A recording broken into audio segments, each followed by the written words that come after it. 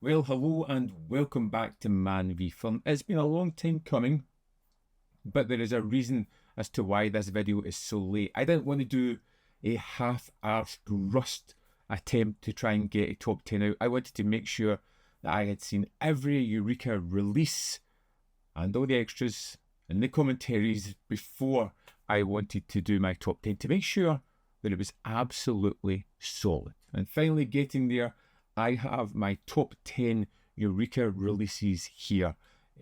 And there is a good mix. Some Asian movies, some Kung Fu movies, some silent cinema. It's a little bit of a noir in there as well, which is fun. So it's a good mixed list. But let's start with number 10, which is a recent release, which was The Sword, directed by Patrick Tam.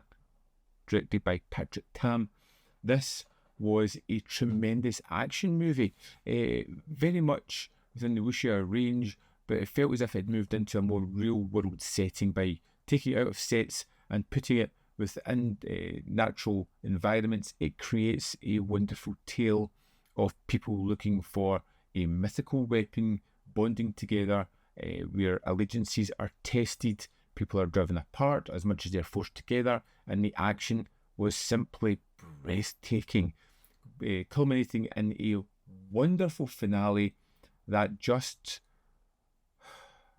still don't know if I've entirely recovered from as yet. This was a great martial arts movie, and then a slew of lots of martial arts movies coming out from various companies. It's one that could maybe be missed. Maybe time to get hold of that, give it a little bit of a re-evaluation. Number 9 on my list is Black Tuesday, number 300 in the Masters of Cinema series. This Edward G. Robinson as a criminal is something that he can do expertly well, but because he knows how to do it, because he knows how to be that character, it comes across as truly abhorrent at times because he has no morals. This is a character that simply wants to use people.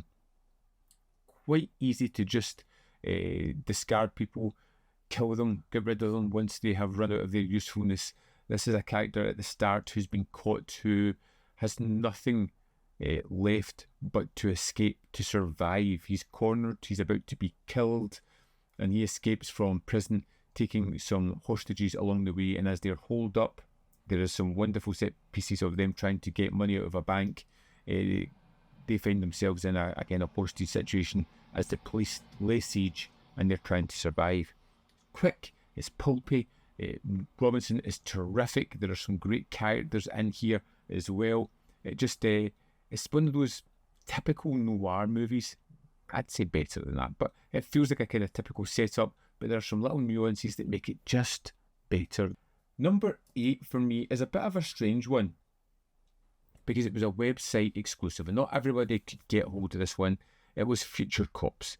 Future Cops was absolutely nuts. How it got by copyright law, I have absolutely no idea, but I'm glad it did. Ripping off Street Fighter, ripping off Super Mario Brothers. It kind of takes the characters from Street Fighter and plonks them into a time-travelling high school story. Even saying that just sounds nuts, but again, this one was so silly and over the top and funny and out there and obviously had a decent budget that it couldn't help but won me over. I really wish this one had got a wide release because I felt as if more people really needed to discover it. Hell of a great time watching that. Next up for me, another late release in the year is Tank Girl. Tank Girl, one of those movies that I utterly adored in the 90s when I discovered it. It feels like a comic book come alive. Again, if we're talking about Future Cops being silly, Tank Girl ramps up that silliness even more. You've got Malcolm McDowell as the bad guy who really is chewing on every bit of scenery that he possibly can, and the movie is all the better for that. Great action, weird, wacky choices, a really out there and unusual film, and it's one of those ones that the filmmaker didn't really go much further after this, making movies. And it's a real kind of shame because I feel as if this one is far beyond what the reviews said at the time, kind of lambasting it and putting it down. It's far better than that. Back to the old Masters of Cinema series where we have number 284 in that range, and this was one that I had been eager to get to, and it was The Cat and the Canary, a silent film from 1927, directed by Paul Laney. I had seen many iterations of this story, as I'm sure most people watching this have seen. There was a previous version of Cat and the Canary that we had within the Eureka Classics range as well. And it was just good getting to the Paul Laney version. Although the story is very familiar, take a group of people to a house, they're an inheritance, they have to stay there for the night, there is an escaped killer on the loose, there is a cat burglar, there is mysterious hidden treasure somewhere.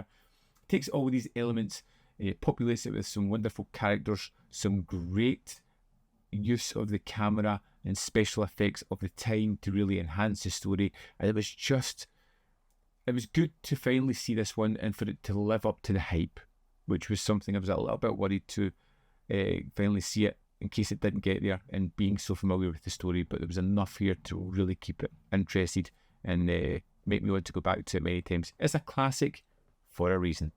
Now on to my top 5 films, with number 5 being The Valiant Ones by King Hugh. This was breathtaking, absolutely breathtaking. I loved this one. The war sequences, the action.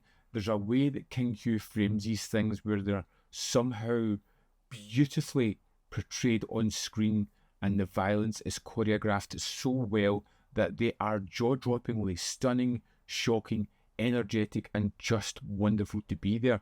There is a terrific moment in this where we have two people sitting with a kind of chessboard or something, and they are starting to place out where all the enemy are round about them through noises and sounds, and it's just wonderfully laid out, and it just is so well constructed, well filmed, edited, put together, and it just kind of brought this movie to a whole new understanding for me, going like this is like the director. He knows exactly what he's doing. He's laying this out in such a masterful way that everything is just so clear to me, but done in an exciting and artistic fashion.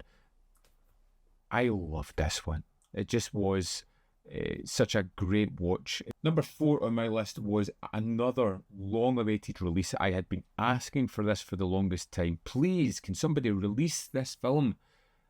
And there comes Eureka with the announcement that not only are they releasing it, but they are doing it on 4K as well. And that is the wonderful China O'Brien 1 and 2. What an absolute joy going back to these movies. Now, I'd seen them many times in the 90s. They were cannon fodder for me whenever I was at the video shop. Easy pickups and things that I just absolutely adored. Going back to them, they lived up to that. There were moments where I had forgotten certain characters, and it was great to see them return. There was a kind of fly by the seat of your pants sensibility about how they made these films and made most of them together. There were some great characters in here that I had forgot altogether. China O'Brien was it was better than I could hope for. Interviews with the actors now was just a great extra and something I was really happy to see. Select scene commentary was all terrific, and to get it on 4K was just an absolute joy. We're going to finish off the top 3 Eureka releases with 3 absolutely jaw-dropping Masters of Cinema titles that I was excited to discover, to revisit. First up we have my number 3, which is The Secret of Nim, which was a Don Bluth production, which tells a wonderful story of rodents who have attained a sense of intelligence, who believe in mystical things, but at the heart of it, it's a mother looking to protect her child. It's scary, it's shocking, it's exciting, it's heartwarming, it's funny. It packs all of these emotions into a film that's under 90 minutes with some wonderful design elements, really great animation. Like many other films I've mentioned, this was something that I watched a lot when I was younger. It was an absolute joy to revisit and to see that it lived up to my memory, and something that I am absolutely going to go back to many times. Number 2 on my list, number 284 in the Masters of Cinema series, is Laurel and Hardy, in Silent Years from 1927 onwards. 15 shorts here, some with multiple commentaries. These were Sometimes funny, sometimes endearing, sometimes they weren't as good as other ones on this disc, but they were all enlightening. It was like a film school in a box, watching the evolution of Laurel and Hardy as they found the personas that would carry them forward into their feature film career. This was an absolute joy to work through these, to see how they would take elements and on a short and it would work, maybe keep some of them, get rid of others in the next short, but then bring them back as they kind of worked on their image, which was great. The commentaries were all enlightening and fantastic, and this was an absolute joy to go through. An education, and with the hint that there are more Laurel and Hardy to come, I am so excited about checking that out. Now on to my number one set, and probably the reason why this video is as late as it is, because I wanted to see it all. Didn't want to watch one and just proclaim this to be the best release ever. I wanted to make sure that I had seen everything, experienced everything, and that I can firmly say that without a shadow of a doubt, the Louis-Feuillade set from Masters of Cinema is something that is exceptional. This is a standout release. This would be a standout release in any year. In fact, if I was compiling a list of the past 5 years, it would probably be top. It's extensive. The restorations on these films are incredible. They look pristine. They look great. The multiple scores, the extras, the wealth of material that comes with this, both in extras on disc and within the book included, is exceptional. This is an absolute standout release and something that I would forever proclaim to be one of the best releases that Masters of Cinema have ever done. This is the kind of thing that got me super excited when it was announced, as I researched into it, as I sat down and watched it, as I tried to rein in my excitement and not rush through it, which was hard to do, was an absolute joy. Out of every single release that Eureka have done this year, this is an absolute standout. If you haven't picked it up, I would thoroughly recommend checking this one out. It is terrific.